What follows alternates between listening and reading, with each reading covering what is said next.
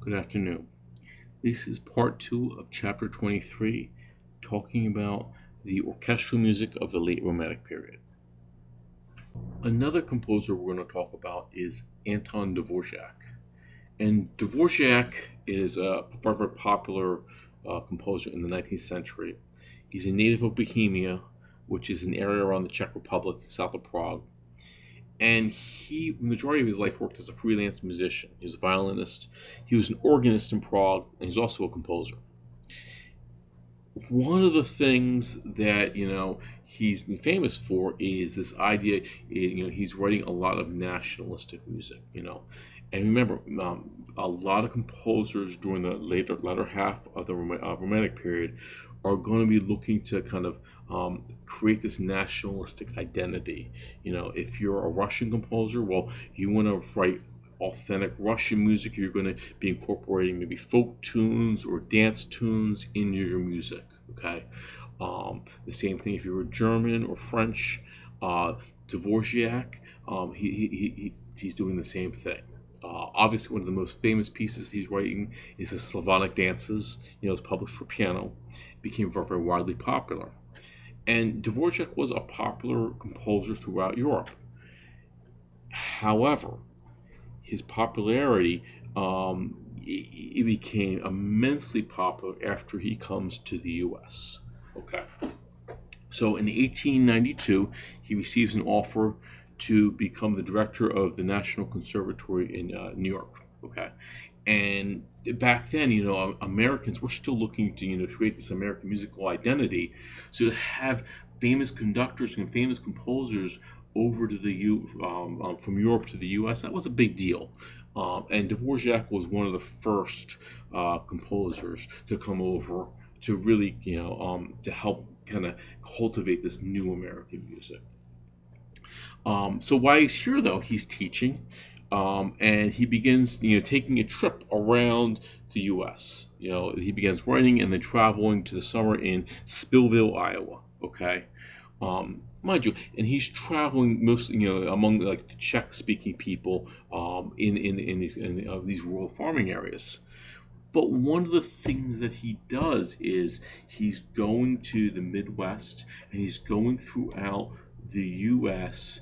looking and listening to Native American music, music of all these different cultures within the U.S. And what he's going to do is he's going to take all these different sounds. Maybe they're African American spirituals. Maybe it's some Native American music. Maybe some other folk music. He's going to all blend this into his Ninth Symphony, and he's going to call the Symphony for the New World. Okay, and it's going to be hands down one of his most famous pieces, and it's a very, very important piece for us in the 19th century. Dvorak's Ninth Symphony. Okay, it's a symphony. It's in E minor, and the subtitle is going to be "It's from the New World." And it was written in 1893. It was premiered in Carnegie Hall, New York City. We can see, if you see the picture there, that's a picture of the front side of Carnegie Hall, and they even have a review of the performance as well. And this piece is definitely Dvorak's most famous work. Okay, and what he's doing, though, he's putting in references to African American music and indigenous musics of the Americas. He's putting in a lot of syncopated rhythms, a lot of melodies, throwing into this piece, and it's basically it's a tribute to the memory of some distant homeland. Now, when we look at Dvorak's Ninth Symphony, we're going to look at the second movement. Now, the second movement, it's going to be the slow movement. The movement's March Largo, which means very, very slow. And it's going to have a slow introduction, and then it's going to have the main melody coming out, played by the English horn. And the melody's kind of titled "Going Home." It's very, very lyrical, and so forth. And then we're going to have a few themes after this. Let's listen to the introduction.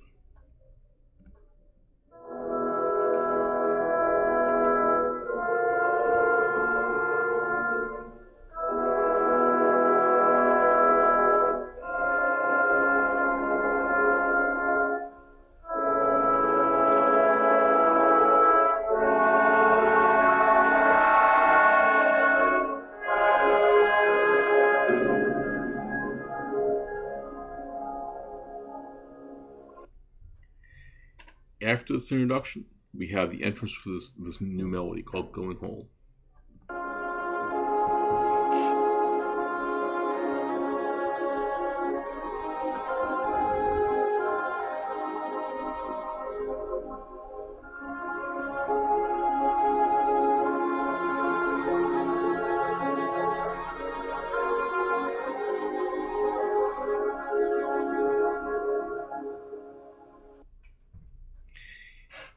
After that, it's going to be played or presented a couple more times, and then we're going to change sections. The B section is going to have like a faster tempo and a new theme introduced. Let's listen.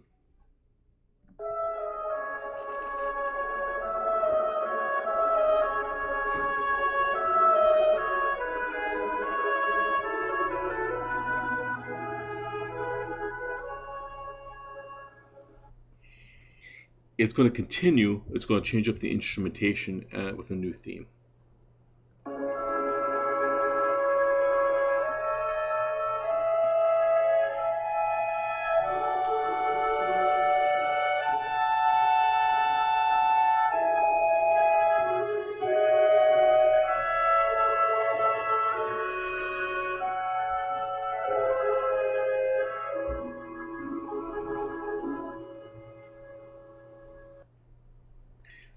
Finally, we're going to get to a new section, the C section, and it's going to have woodwinds kind of having this chirping motive. Let's listen.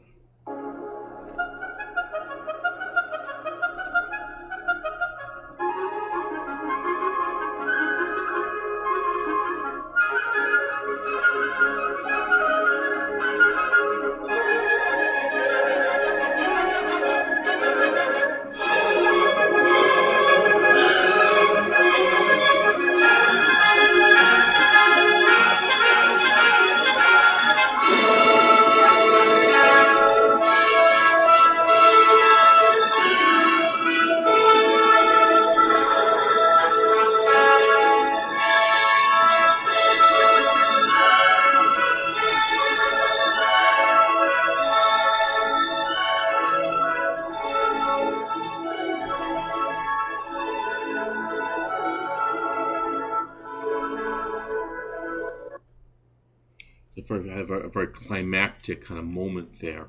And what he even does is he references a theme from the first movement in there as well, which is a way to kind of blend all the movements together and make the symphony more cohesive. Gustav Mahler. Now, Mahler was born in Czechoslovakia. However, like Brahms, he made his career living and working in Vienna. He was a composer and conductor. And as far as conducting, he traveled through the U.S. And conducted and toured with the New York Philharmonic.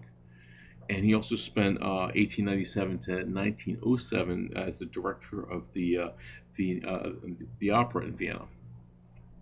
He did direct the Metropolitan Opera as well when he was in New York City. As a composer, most all the works he wrote was mainly for the symphony. And his symphonic works are really large. Okay, keep that in mind. So when you think of Mahler, you think of large symphonies. And so his first symphony will be an hour and 20 minutes long. Okay, so they're large in this form of length, and they're also large in the form that you need a lot of performing forces to perform them. He did use solo voice and choir in some of his symphonies. And he also wrote orchestral songs for the symphony as well. So Mahler, he's definitely known as kind of like the last in a long line of these great German symphonists. Extending back to like Haydn, Mozart, and Beethoven. Another thing that Mahler's also known for is writing songs for voice and orchestra. And the orchestra would replace the piano as the medium for accompaniment. And one of the main things that does is the large orchestra. It can play much more colorful lines and has much more of a timbre to the actual experience. And then you can also add more contrapuntal lines. These songs can be longer. They can be denser. You can have a lot more going on than just a piano accompaniment. So he definitely is one of the pioneers of having these orchestral songs. One of the works that we're going to listen to is the third movement from Mahler's First Symphony. Okay, and his First Symphony is a very, very large symphony, and the third movement is the slow movement. And traditionally, the second movement will be your slow movement, but they get swapped. So in this slow movement, it's in a minor key, and it's a funeral march. So it's going to have this kind of slow tempo, and the funeral march, is titled "The Dreams and Imagination." Okay, and the music is going to be based on an earlier song that Mahler had wrote. Now, the funeral march starts off. It starts off in a minor key with the basses, solo basses, all the way down very, very low, playing very, very quietly. And the melody that they're playing is Frère Jacques. Okay. The difference is you have Frère Jacques, da da da. He takes Frère Jacques from a major key and puts it in a minor key. Okay, so it's kind of off, it sounds kind of jarring, and so forth. Let's listen to the main melody.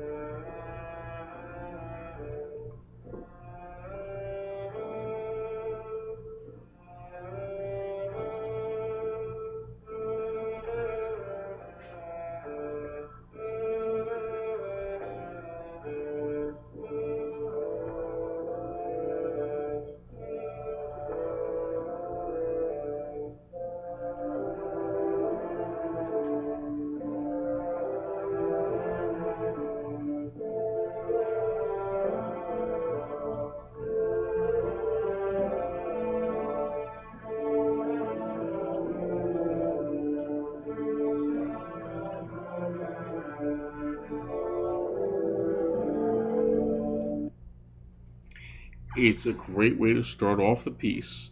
Okay, and of course, all these melodies are playing. They're playing this in minor, and they're also playing in a canon as well, where they're overlapping each other. After this, we're going to have this counter melody come out in the oboes. Let's listen.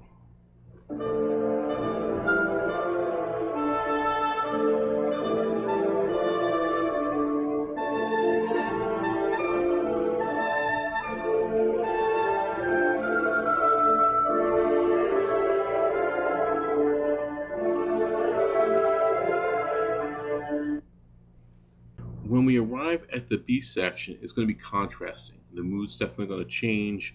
We have a dance-like tune played in the oboes, and then we have a variation in the clarinets. Let's listen.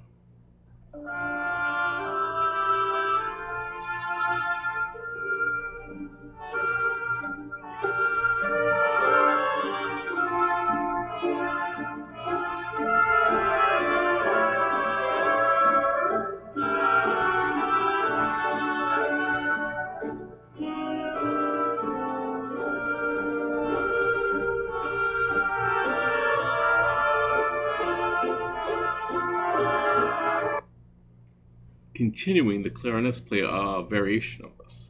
Let's listen.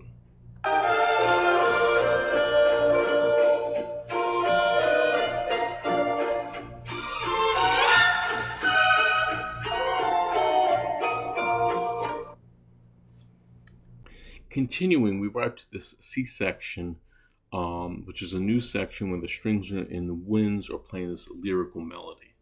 Let's listen.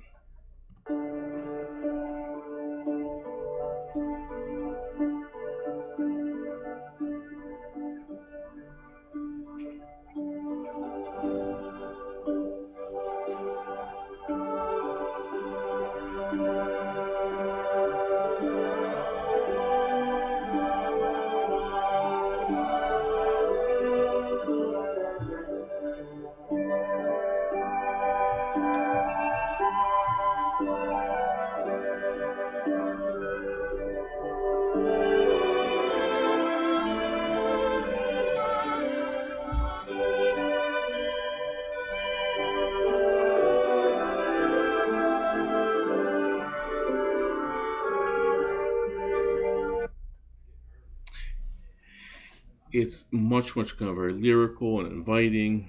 And then the coda is going to wrap everything up. We're going to go back to this Frere Jacques theme, and then the trumpet's going to have this new contrapuntal melody against the Frere Jacques theme in minor. Let's listen.